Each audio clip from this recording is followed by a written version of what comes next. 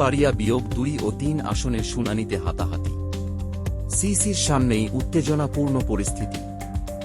আজ রোববার 12টার দিকে রাজধানীর আগারগাঁও নির্বাচন ভবনের অডিটোরিয়ামে ঘটে চাঞ্চল্যকর ঘটনা।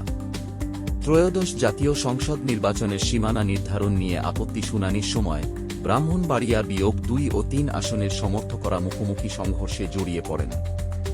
প্রধান নির্বাচন কমিশনার এএমএন নাসির উদ্দিন ও অন্য নির্বাচন কমিশনারদের উপস্থিতিতেই শুরু হয় হাতাহাতি। ইসি সূত্রে জানা গেছে, খসড়া প্রকাশের পর উভয় পক্ষে ও বিপক্ষে আবেদন জমা দেয়। আজকের শুনানিতে বিএনপি নেত্রী ব্যারিস্টার রুমিন ফারহানা খসড়ার পক্ষে যুক্তি উপস্থাপন করেন। অন্যদিকে এলাকার কয়েকজন প্রতিনিধি খসড়ার বিপক্ষে অবস্থান নেন।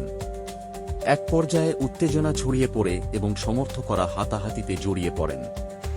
পরিস্থিতি নিয়ন্ত্রণে আনতে এগিয়ে আসেন ইসি কর্মকর্তারা। পরে ইসি সচিব ব্রাহ্মণবাড়িয়া বিয়োগ 2 ও 3 আসনের শুনানি সমাপ্ত ঘোষণা করেন এবং সবাইকে কক্ষ ত্যাগের অনুরোধ জানান।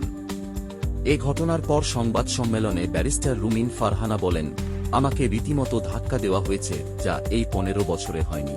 সাদা পাঞ্জাবি পরিহিত একজন আমাকে ধাক্কা দিয়েছেন। তারপর আমার লোকজন তো বসে থাকবে না, আমি তো একজন মহিলা। এবং পরে যখন আমার লোকজনকে মারধর করেছে, আমার লোকজনও জবাব দিয়েছে। এটা সিম্পল। বাংলাদেশের আসন্ন জাতীয় সংসদ নির্বাচনকে কেন্দ্র করে বাড়তে থাকা উত্তেজনারই প্রতিফলন এই ঘটনা বলে মনে করছেন সংশ্লিষ্টরা। এরকম আরও আপডেট পেতে সাবস্ক্রাইব করুন নিউজ বাই সোহাগ।